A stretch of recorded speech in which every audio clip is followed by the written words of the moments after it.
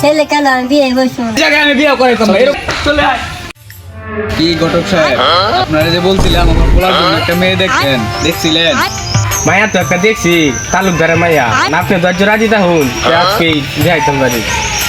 ঠিক আছে ঘটক সাহেব, আপনি যখন বলছেন চলেন আজকে দেখা যাক, দেখে আসি কেমন। তালুকদার সাহেব বাড়িতে আছে? আরে ঘটক সাহেব আসেন, বসেন।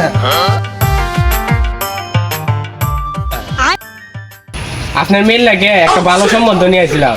আপনার এলাকার গণ্যমান্য ব্যক্তি চৌধুরী সাহেবের ছেলে। ছেলে কি করে?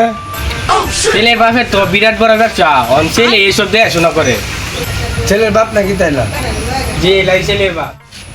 তাইলে কি বলেন তালুকদার সাহেব? আপনার যেটা ভালো মনে করেন এটি করেন।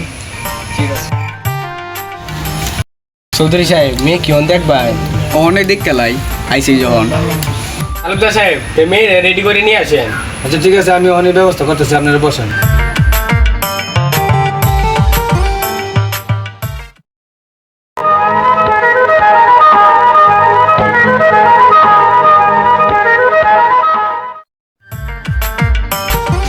আচ্ছা তুমি বুমড়াটা সরাও।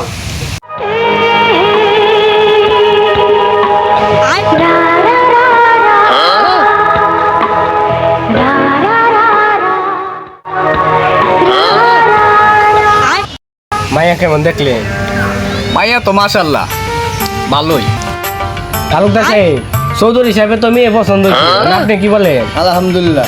যেহেতু দুই পক্ষে মিলে আছে তার দেরি কি, আজকে বিয়ে হয়ে যাবো। চৌধুরী সাহেব কি কোন? আপনি যা ভালো মনে করেন তাই করেন।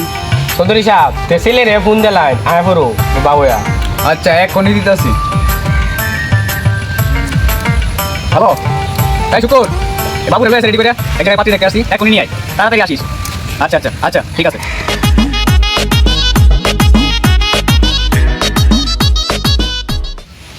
আরে বাবাজি আইসো, আসো বসো।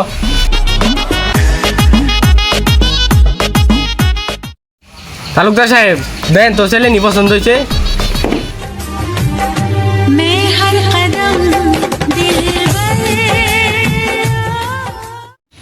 বাহ, ছেলে তো মাশাআল্লাহ। কিরে মা, তুই কি কস? আব্বা আমি কেন আমার বিয়ে হতাম না। ছেলে অনেক বড় লোক, রাজি হয়ে যা মা। না আব্বা ছেলে কেন আমি বিয়ে বসবো না। কি এত বড় অপমান! আমার বংশের কোনো মর্যাদায় থাকতো না, এই জায়গায় আমি বিয়ে করাইতাম না। এরকম নাচ নিউলি সেরি আমার বিয়ে করাইতাম না আমার ছেলেরে। বোন বোন মাথা ঠান্ডা। আরে রাখেন না আপনার মাথা ঠান্ডা করে। চলে আয়।